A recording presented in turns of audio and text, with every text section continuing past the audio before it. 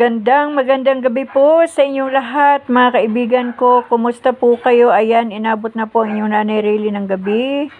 Gabi na naman po tayo makakapagbasa ng salita ng ating Panginoon. Dahil talaga pong minsan hindi po natin makuha yung oras na tahimik kung hindi po tao ang nag-iingay, aso. Kung hindi po aso ang nag-iingay, music. Kung hindi po music ang nag-iingay, mga sasakyan at mga boses ng mga tao. Medyo busy na po ang mga tao ngayon, kaya medyo maingay na po talaga ang paligid. Ngunit salamat sa Panginoon dahil nabigyan po tayo ng pagkakataon sa oras na ito. Katatapos lang din po ng mga nangangaruling, talaga marami po nangangaruling na paggabi.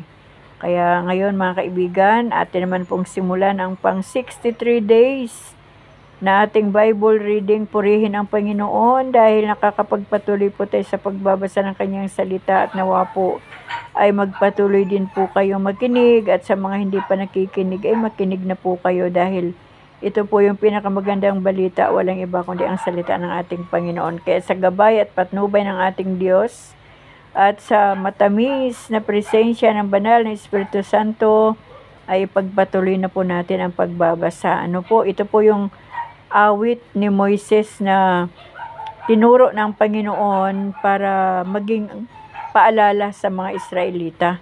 Kaya andito na po tayo sa Deuteronomy chapter 32, at ang title po nito mga kaibigan ay ang awit ni Moises. Sabi po dito, ito ang awit ni Moises na ipinarinig niya sa mga Israelita. Dinggin mo ako, o langit, pakinggan mo ako, o lupa, itong aking mga aral matulad nawa sa ulan, nagpapasariwa sa damo, bumubuhay sa halaman. Ang ngalan ni Yahweh ay aking pupurihin, at ang iyong itutugon, dakila ang Diyos. Amen. Siya ang bato, manlilikha, walang kapintasan ang lahat niyang gawa. Matuwid ang lahat niyang kilos. Siya ay tapat, walang pagkukulang, makatarungan at matuwid. Sila'y nagpakasama, dahil dito'y di na sila marapat tawaging anak. Isang lahing tampalasan at balakyot. Iyan pa ba ang igaganti ninyo kay Yahweh? Kayong mga haling at mga walang isip, di ba siya ang ama ninyong lumikha sa inyo at gumawa sa inyong isang bansa? Alalahanin ninyo ang mga nakaraang araw, ang panahon ng inyong mga ninuno. Itanong nyo sa inyong ama at ilalahad sa inyo, gayon din sa matatanda, at kanilang isasaysay ng hatiin ng Diyos itong sangkalupaan at bukurin ang mga tupa. Yan mga kaibigan, talagang dito na po natin basahin sa Biblia.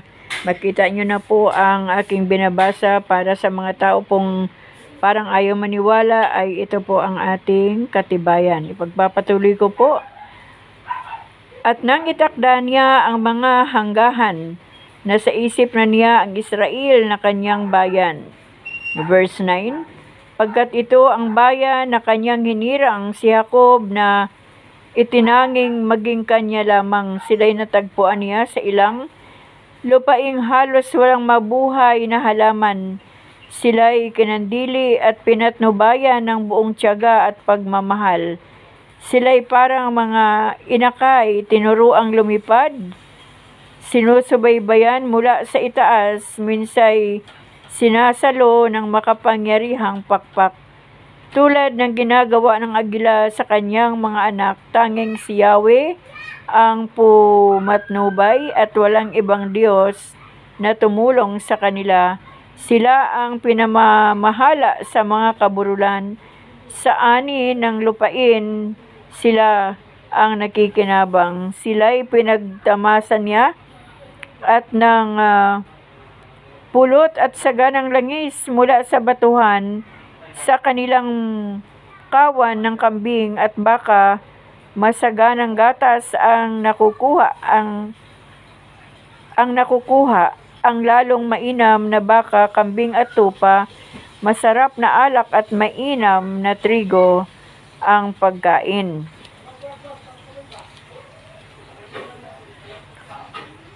Verse 15, ngunit nang sila'y mabusog, umunlad ang buhay, sila'y naging palalot ang Diyos tinalikdan, hinamak nila at itinakwil ang kanilang tagapagligtas, siya'y pinapanibugho nila, sumamba sila sa mga Diyos-Diyosan, kaya't napuot sa kanila ang Diyos dahil sa kasuklam-suklam nilang gawain. Sa demonyo sila naghandog at sa mga Diyos-Diyosan sumamba, sa mga bagong Diyos-Diyosang di nila kilala at ni hindi pinansin ng kanilang mga ninuno. Yan, medyo mahaba po itong awit ni Moises, Tinalikdan nila ang Diyos na lumikha sa kanila, ang Diyos na sa kanila'y nagbigay buhay. Nasaksihan niya ang pagsamba nila sa Diyos-Diyosan. Kaya't kanyang itinakwil sila na itinuring niyang mga anak. Sinabi niya, tatalikdan ko sila, titignan ko lang kung ano ang kanilang sapitin. Pagkat sila'y taong lahing masama, mga anak na suwail. Pinapanibugho nila ako nang sambahay nila yung hindi Diyos. Ginalit nila ako dahil sa kanilang Diyos-Diyosan. Kaya paninibughuin ko rin sila at gagalitin sa pamagitan ng bansang di kumikilala sa akin. Ang puot ko'y mag-aalab na parang apoy upang sunugin ang lahat sa daigdig. Bababa ako sa Sheol at pati paanan ng mga bundok ay aking wawasakin. Pahirapan ko sila ng sunod-sunod. Ang mga palaso ko'y uubusin sa kanila. Mamamatay sila sa gutom at mataas na lagnat at salot na walang tigil. Ipakakain ko sila sa mga halimaw at ipatutuklaw sa mga ahas na makamandag. Magkakaroon ng digmaan, kaya't ang lansangan ay mapupuno ng bangkay. At sa mga tahanan, maghahari katakutan dahil sa tabak ng kaaway, binata at dalagay, di nila patatawarin. Mga batang pasusuhin, pati matandang ubanin, ipinasya kunang sila'y lipulin at pawiin sa alaala ng madla. Ngunit di ko tutulutan ang kanilang kaaway, maghambog at sabihin, kami ang lumupig sa kanila at hindi ang Diyos nila.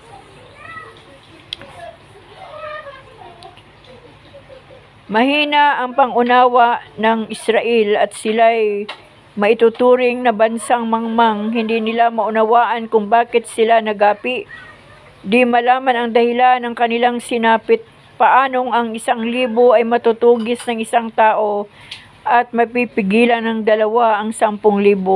Sila'y pinabayaan ng Diyos na si Yahweh, itinakwil na sila ng kanilang dakilang Diyos. Pagkat ang mga Diyos-Diyosa ng mga kaaway ay di tulad ng ating Diyos, mga kaaway rin natin ang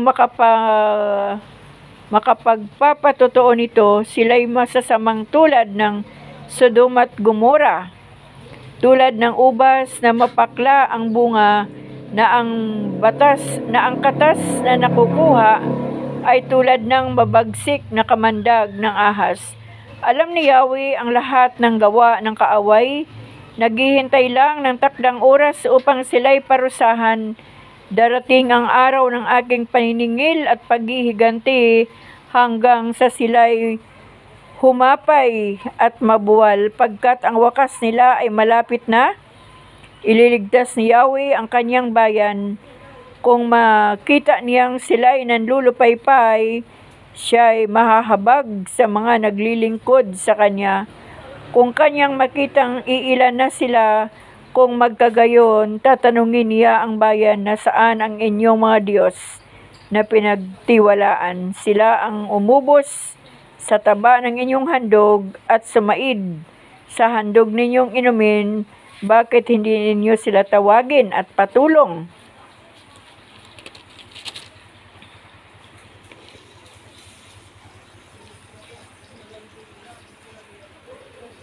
Hilingin kayo'y kanilang ipagtanggol. Malalaman ninyong ako ay ako nga, at maliban sa akin, wala nang Diyos. Ako'y pumapatay at maaaring bumuhay. Napapagaling ko ang aking sinusugatan at anumang gawin ko'y walang makahahadlang. Isinusumpa ko at ako'y hindi magkakabula. Ihahasa ko ring aking tabak at ang katarungay aking igagawad. Ang parusay ibabagsak ko sa mga kaaway at sisingilin ko ang sa akin nasusuklam. Ang aking mga palasoy matitigmak ng dugo nila. Sa aking tabak ay mamamatay sila. Sino mang lumalabay di ko igagalang, maging ang bilanggot sugatay papanaw. Mga bansa, magipagdiwang kayo sa kanyang bayan. Ang pumatay sa kanila ay parurusahan. Siya ay gaganti sa kanilang mga kaaway at magpapatawad sa kanyang bayan. Ito nga ang inawit ni na Moises at Josue sa harapan ng mga Israelita. Pagkatapos umawit, sinabi ni Moises, itanim ninyo sa isip ang mga salitang narinig ninyo sa akin. Ituro ninyo sa inyong mga anak at ipasunod sa kanila. Ito'y mahalaga pagkat dito nakasalalay ang inyong buhay. Kung susundin ninyong mabuti, mabubuhay kayo ng matagal sa lupaing pupuntahan ninyo sa kabila ng Jordan. Ipinatanaw kay Moises ang Kanaan. Nang araw ring yaon, sinabi ni Yahweh kay Moises, umahon ka sa Abarim sa bundok ng Nebo na sakop ng Moab sa tapat ng Jericho at malasin mo ang Kanaan, ang lupaing ibibigay ko sa mga Israelita. Doon ka mamamatay sa bundok na iyon tulad ng nangyari kay Aaron sa bundok ng Hor. Mangyayari iyan sa iyo pagkat sinuway ninyo ako sa harapan ng bayang Israel noong sila'y nasa tabi ng tubig sa Meriba Kades sa ilang ng Sin. Hindi ninyo ako binigyang karangalan sa harapan nila. Ang lupaing ibibigay ko sa Israel ay matatanaw mo, ngunit hindi mo mararating. Ayan, mga kaibigan, purihin po ang ating Diyos sa ating pagkabasa ng ang kanyang salita. Alam niyo po itong awit na itinuro ng Panginoon, ang awit ni Moises, yan. Itinuro ng Panginoon na hindi lang talaga awit ng pagsamba o pagpuri sa Diyos, kundi isang awit ng warning, paalala sa mga Israelita. At sabi nga po dito sa ating binasa, ito rin ay ituro ng mga Israelita sa mga henerasyon pang darating, sa mga anak, mga apo, kumbaga tuloy-tuloy. At nabasa rin po natin dito na talagang ang pagsuway sa Panginoon ay may kaakibat na parusa. Kaya sa atin pong panahon, dito po tayo concentrate sa ating panahon ngayon. Wala pong kakaiba sa mga bagay na paalala ng Diyos sa mga Israelita. Dahil kung ano yung paalala ng Diyos noon, ay siya ring paalala sa buhay natin ngayon sa pamagitan ng kanyang salita, di po ba? Kaya ang kailangan lang talaga natin, mga kaibigan, ay sumunod,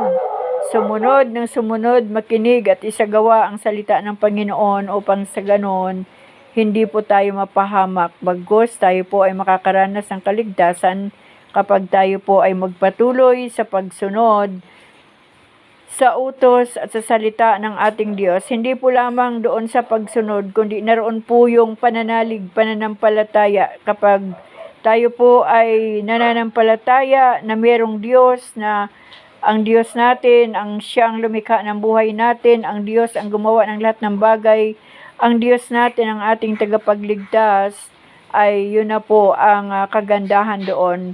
Yung pagsunod na may pag-ibig sa Diyos at pananampalataya sa Panginoon, dahil yun po ang kailangan natin. At kapag meron po tayong pag-ibig sa Diyos, magkakaroon po tayo ng takot sa Kanya, na hindi po tayo makagawa ng mga bagay na papasok sa kasalanan o mga mali. Kung tayo man po ay may kahinaan, pwede po tayong humingi ng kalakasan sa ating Panginoon, na palakasin niya tayo doon sa area ng buhay natin na nangihina. Lalo na kapag nangihina ang ating espiritual na pamumuhay, ang Diyos po ay madali nating tawagin. At sa pamagitan po ng ating pagsamba, pag-alay ng awit sa Panginoon, kapag bumaba na naman ang presensya o maranasan naman natin ang presensya ng Holy Spirit, nagsisimula na naman pong lumalakas ang ating spiritual na pamumuhay sa harapan ng ating Diyos. Kaya mga kaibigan, lagi ko nga sinasabi na mas mainam ang pagsunod kaysa sakripisyo. Ang pagsakripisyo ay minsan ay parang ritual na lang, pero yung pagsunod sa Panginoon, kasi malalim po yun yung meaning ng pagsunod. Kahit anuman ang sitwasyon ng buhay, kahit anuman ang sitwasyon ng pamumuhay ng isang tao, ito man ay maraming pagsubok, problema, ito man ay may mga kahirapan o anuman ang mga pagsubok o mga suliranin ng isang anak ng Diyos, pero baliwala ang mga pinagdadaanan na yan. Bakit? Kasi nakatune in ang puso, ang isipan, ang buong buhay sa Panginoon, at yung pananampalataya niya sa Diyos ay yun ang umiiral. Yun ang mas higit na umiiral sa kanyang buhay. Doon siya nakatingin at hindi sa mga suliranin o problema o mga pagsubok na pinagdadaanan. So kumbaga magpatuloy lang tayo sa Panginoon. I-straight lang talaga natin. I-focus lang talaga natin ang ating puso, ang ating paningin at ang ating pananampalataya sa Diyos. Wala nang iba pa. Kasi kapag inisa-isa po natin yung bawat salita o bawat kataga dito po sa awit ni Moises, hindi po ito awit ng pagsamba sa Diyos kundi isang awit na nagbibigay ng warning, ng paalala sa mga Israelita na once na ginawa nyo ito, o kaya pag ginawa nyo na yan, ay ito na ang mangyayari sa inyo. Pero purihin ang Panginoon, doon po sa ending, sabi ng Diyos, Kanya pa rin ililigtas ang kanyang bayan. Talaga pong yung pangako ni Yahweh sa mga Israelita ay kahit anong mangyari ay ililigtas pa rin niya ang kanyang bayan na patuloy na sumusunod sa Kanya. Hindi po doon sa hindi sumusunod. Kahit man po sa ating panahon, sino po ba ang madalas na mapahamak? Di yung mga suwail, suwail sa magulang, suwail sa Diyos. Pero doon sa mga patuloy o nagpapatuloy na sumunod, ay ito po ang nakakaranas ng pagliligtas siyempre ng ating Panginoon. At yan po ang magandang balita, na kapag tayo patuloy na sumunod sa Panginoon, ay atin pong mararanasan ang kaligtasan. Kung andito pa man tayo sa lupa at ginigising pa ng Diyos sa bawat araw, salamat sa Diyos kasi siya pa rin yung gumigising sa atin, sa ating mga sambahayan, sa ating buong pamilya, at ang Diyos pa rin ang nagbibigay ng protection. Sabi nga niya po doon sa ating binasa, siya ay pumapatay at siya ay bumubuhay din ng patay. Kumbaga, nasa Kanya lahat, siya ang may kontrol ng lahat. Kaya, sino ba ang tao para kalabanin ang Diyos? Wala po tayong kalaban-laban sa Panginoon. Kung tayo ba ay susuway sa Diyos, kung tayo ba ay tatalikod sa Diyos, kung tayo ba'y mapapagod na sa kakabasa ng salita ng Diyos, sino po ba ang lugi? Tayo pa rin po. Tayo pa rin. Dahil ang Diyos po ay Diyos ng katuwiran at makatarungan. Kaya wala po tayong ibang gagawin kapag sinabi ng Panginoon, sumunod at gawin ang mga bagay na tama sa Kanyang harapan o sa harapan ng ating Diyos. Yun po ang gawin natin. Huwag po tayong sumuway. Huwag po nating baluktutin ang salita ng ating Panginoon. Nagagamitin pa natin ang salita ng Diyos para lang iligtas ang ating mga sarili. Wala pong ganun dahil ang Diyos po ay nakikita niya lahat ng ating ginagawa. Alam niya ang lahat ng ating iniisip at alam niya ang laman ng ating puso. Kaya mga kaibigan, ang mensahe po ng Panginoon ngayon ay isang warning sa buhay ng mga Israelita at lalong isang warning sa buhay natin ngayon dahil yung mga nagdaan na mga panahon ng mga Israelita ay naranasan na po nila yung parusa ng Diyos. At kahit man po sa mga buhay natin, mararanasan po natin ang parusa ng Diyos kapag hindi po tayo sumunod sa sinasabi ng ating Panginoon. Kaya magpatuloy lang po tayo sa pagsunod at pananampalataya sa Diyos, tamang relasyon sa Diyos, maayos at tamang pamumuhay sa harapan ng Diyos, at magpatuloy po tayo sa ating pananampalataya sa Diyos dahil wala po tayong ibang hinahangad, mga kaibigan ko, kundi ang kaligtasan at buhay na walang hanggan na ipinangako ng Panginoon sa buhay ng bawat isa na kanyang mga anak. At doon po sa mga gusto rin ng kaligtasan at buhay na walang hanggan, wala po tayong ibang gagawin. Ito lang, mga kaibigan, ang aking pinagdaanan kung paano ako lumapit sa Panginoon. Ako po ay lumapit sa Diyos ng totohanan. Nagsisi ako ng aking mga kasalanan. Tinanggap ko ang Panginoong Hesus bilang aking Diyos, Panginoon, tagapagligtas. At nagpatuloy po ako sa salita ng Panginoon na kung ano po yung sinasabi ng Diyos, kung ano po yung rules ng Panginoon sa kanyang salita. Ayun po ang sinisikap kong masunod. Ganon din ang aking buong sambahayan. Kaya mga kaibigan, habang may oras pa, habang may panahon pa, tayo po ay lumapit sa ating Panginoon. At kapag tayo po ay tinanggap na ng Diyos bilang kanyang mga anak, magpatuloy na po tayo sa tama upang sa ganon, hindi po natin maranasan ang kaparusahan na sinasabi ng ating Panginoon sa mga sumuway, sa mga sumamba sa mga Diyos-Diyosan, sa mga gumawa ng karumal-dumal na mga bagay sa harapan ng ating Panginoon. Kaya yun, salamat sa Diyos sa gabing ito dahil natapos po natin ang medyo mahaba na mensahe ng Diyos sa aklat po ng Deuteronomy chapter 32. Salamat sa ating Panginoon sa kanyang gabay at patnubay sa ating mga buhay. Kaya mga kaibigan, ako po ay nagpapasalamat sa Diyos sa inyong mga buhay, sa lahat po na nakikinig at makikinig pa. Salamat po. Pagpalain po tayong lahat ng ating Diyos. Amen.